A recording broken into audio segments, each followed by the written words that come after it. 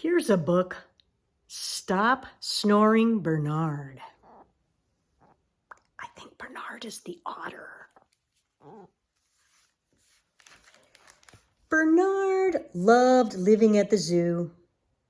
He loved mealtime and playtime and, best of all, nap time. Look at all those little otters. They hold hands so they don't float away from each other at nap time. But there was one little problem. Bernard snored loudly. One afternoon at nap time, Grumpy Giles had had enough.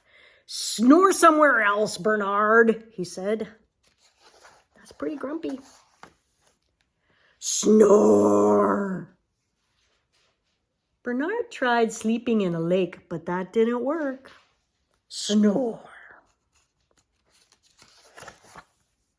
"Stop snoring, Bernard," said the alligator. The crocodile. They're not happy about his snoring. He tried sleeping in a fountain, but that didn't work either. Snore. What happens in the fountain? "Stop snoring, Bernard," said the giraffes.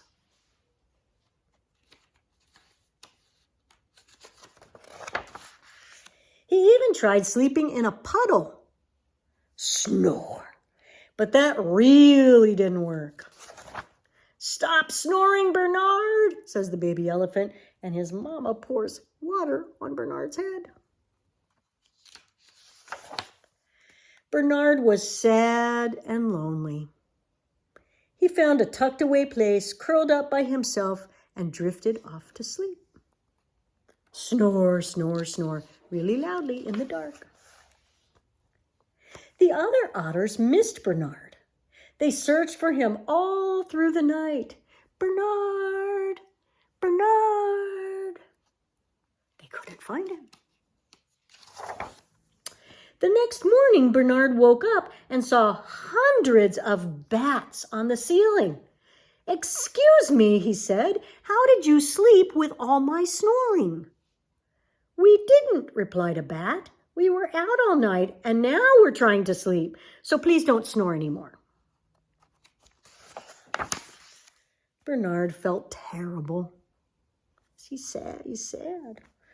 There wasn't any place he could sleep without bothering somebody. So he trudged toward the zoo gate. But then he heard something.